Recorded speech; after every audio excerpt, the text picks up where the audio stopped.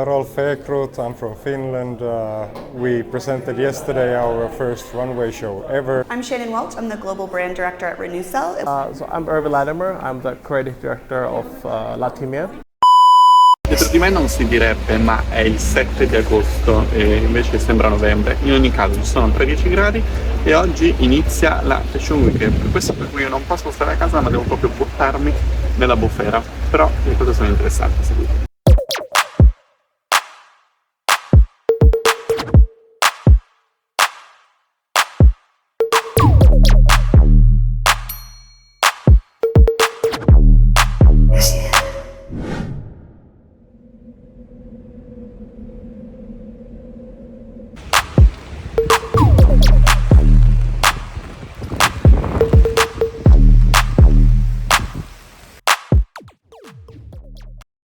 So I'm Irvin Latimer, I'm the Creative Director of Latimia. We're a ready-to-wear brand from Finland that focuses on the performance of masculinity. So our last collection was titled Positions of Power, and it was inspired by archetypes of men that we see in North American film and TV, especially characters like corporate executives and stockbrokers, and how characters like these use clothing to express status and express power, and our kind of subversion and take on like what does all of that mean and how much of that is real, because often these people, their status and their wealth is based on lies and debt and basically stealing. So kind of what is the relationship between that and how real is all of that? I'm sure it's that there's just a lot. There's a lot of design, a lot of brands, and a lot of noise, especially in social media. And I think there's a lot of clothes that are being made, but maybe not too much fashion. And I think younger and like upcoming designers who are really making fashion and making new proposals are often lost, maybe under hype and under all of these things that are equally valuable, but maybe it's hard sometimes to push through that. But then as a Finn, I can say that I come from a country where we have a smaller fashion industry. So from a very practical point of view, it's a bit more difficult to find funding, especially when you're someone like me who comes from a minority background and maybe represents something that isn't so normative. I think there is definitely like a Nordic aesthetic or a Scandinavian aesthetic. And stereotypically, I think people think it's this a playful and fun, but also clean and minimalist. But I think one thing that makes me very proud to be a Finnish designer is that I think we don't really conform to those things. And I think you can really see it even in this fashion week from the brands that are from Finland. That I think we don't have the pressure to like go with trends or expectations. So I think we are much more free to kind of be inspired by the subcultures that we relate to and be a bit more individualistic about like what we do. And that's something that I've always enjoyed about my home country and Helsinki. There's a lot that should change in the fashion industry, whether it's about let's put it this way, we've taken a lot of steps forward in the fashion industry in recent years in terms of like who we see as the ideal person in fashion, for example, as models, etc. I think still, even though we talk a lot about representation, that's actually not that reflected in like higher positions in bigger companies. There are interesting choices with like creative directors, etc. But often that creative director might be the only person of color in that company. So I think we still have a lot to be better about like positions of power, which is the name of our collection. But I think another thing is that I think our industry has a tendency to like hype up younger designers who don't maybe have resources to sustain themselves, but the industry doesn't really give them the right resources that they need, which is orders and the money to make new collections. So I think we have a tendency to give exposure, but then we don't give the right resources. And I think I don't know what the solution is to that, but that's something that we could be a lot better at.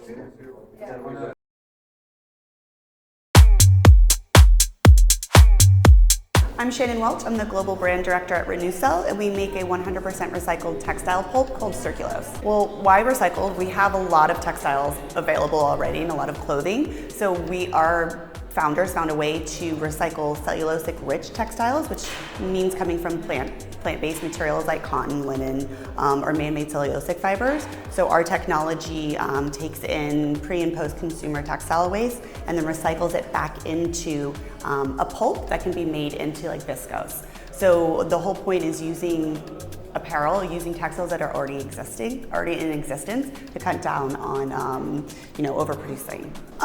More difficulties for mainstream brands to adopt recycled materials. Actually, I think it's kind of the opposite. I think a lot of the mainstream brands, if you're talking about like H&M, we work with very extensively, Zara, Mango, kind of adopt a lot of our materials. I think that because they have larger budgets, I think they're able to invest a little bit more in innovative materials. Yes, absolutely. So we work with Ghani. We were working with a couple other designers here at Copenhagen Fashion Week that we're excited to see on the runways as well. So great, our pulp can be made into many different man-made cellulosic fibers. So that includes viscose, lyocell, and other materials. So that is really lends itself well to be blended also with other like cotton.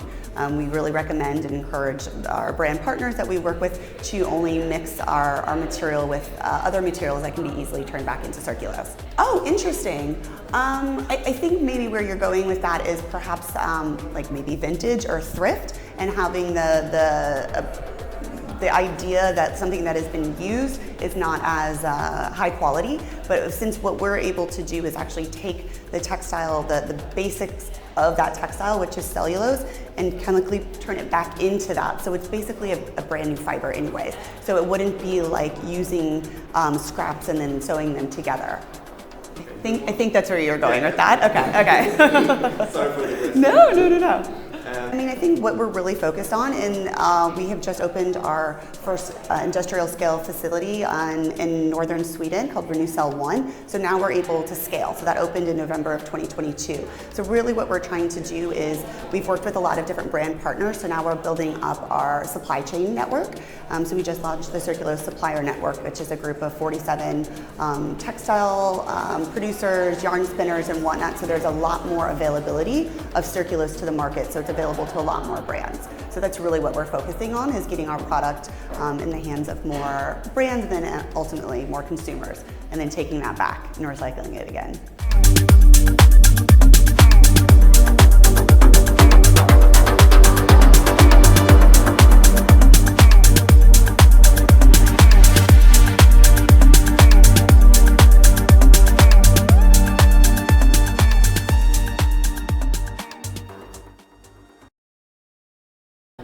Rolf Ekrut, I'm from Finland. We presented yesterday our first runway show ever. The theme for the collection is missing, just the word, and it's basically about always missing your youth and never being happy with where you are. So that's where we sort of gathered the whole inspiration for the collection. We did lots of hand-painted prints, that's a super important part. And then we had an amazing collaboration with Kalevala, which is a Finnish jewelry brand, famous for producing amazing jewelry through the ages. But I was super happy to get to work with them. We also made this chain dress that's basically one of the key pieces for the collection. Then we also used one of their things that they have now brought to reality, is that they buy old jewelry from wearers. So this could be from the 30s or 40s, and people sell them back to Kalevala. They enhance them and clean them up, and then they resell them, so which I think is a super important part, that we could try to do something similar in fashion as well. So we were super happy to collaborate with them in that. I think we're a bit, because we're placed in a weird place between Sweden and Russia, so we're not completely Scandinavian, as we're not officially part of Scandinavia, but we're not as east as Russia either. So we have a quite particular culture that we have grown up in. I think for the collection, things that I really like were this handmade. I would call them, this is a lot, sort of like a macrame technique done. These are basically flags, or what you would call them. And another thing is that we did headwear, which is basically the style is what people wore in the 30s in Finland when they worked in the fields. And also the long skirts we have, I think here, are basically the style of them is the same that like people used to wear when they worked the fields in the 30s.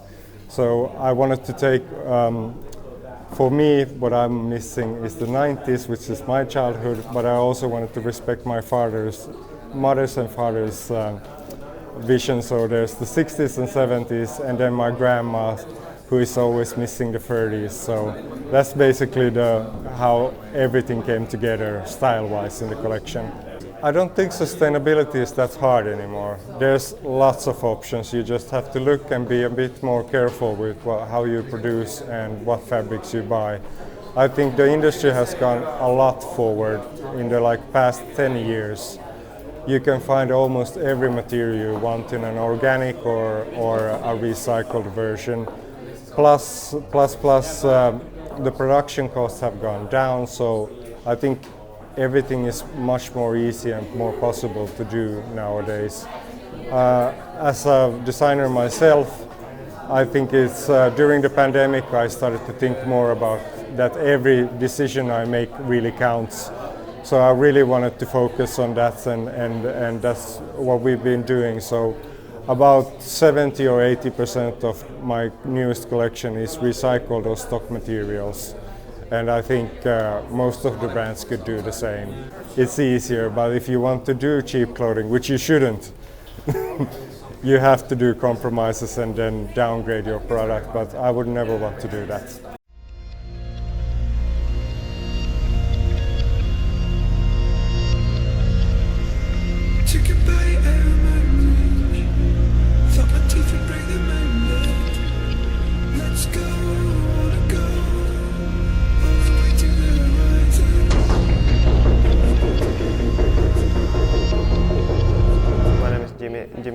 And I'm from Finland, and I'm self-taught designer. And this is my first collection in Fashion Week, and my third collection. And it's inspired of past 2 years and our life around Vane. Because I and our community, Vane is not just a brand, it's a lifestyle. We have a big office and we hang out there, and we are just a friend group who does creative things. And I design, Roope is CEO, and we have about 9 people, our friends, who work with us. There's like a chaos theme in the collection as well. 2 years there was COVID and some weird stuff happening in the world, and at the same time we had like a creative chaos in our office, because we just started this from nowhere. We just learned ourselves and started this, so there's a lot of similarities in the chaos in the world and the chaos in our company, and we try to change the chaos to be like a positive thing, because there's lots of good things in chaos, because society loses its culture if everything is too clear, then it doesn't make sense to me. So there has to be a little bit of chaos in the world. Most of the things that are difficult to us it's difficult because we do it first time. It's our first time doing anything we do, so we have to learn at the same time when we do it. So that's a big like a difficult thing, but at the same time I don't think that much of it. I just do what I like to do. Vane started as a one-man personal project, and even though we are now a small circle and a small community, it's not that like it's just what it is, and we're not trying to like be anything we are not. And sustainability, it's a big value for us, and of course when we are making new clothing to world, we want to be as like ethic and sustainable as we can be, and we have pretty good tools for it as well. Let's take a ride, we'll take a ride. I wouldn't leave here without you.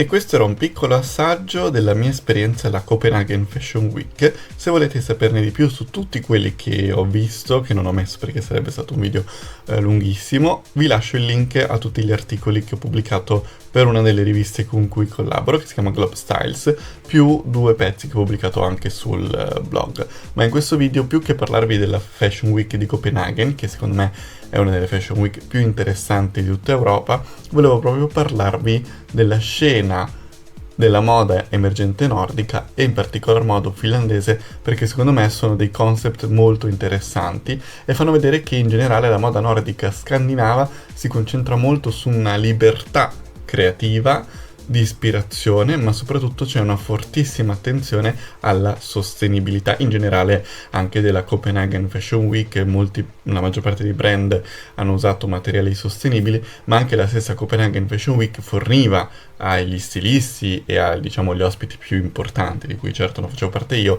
il trasporto tramite Polestar, che sono auto elettriche, e ho anche Volkswagen ID.Buzz, che è un'altra auto elettrica. Spero che questo video un po' più particolare del solito vi sia piaciuto, noi ci vediamo al prossimo.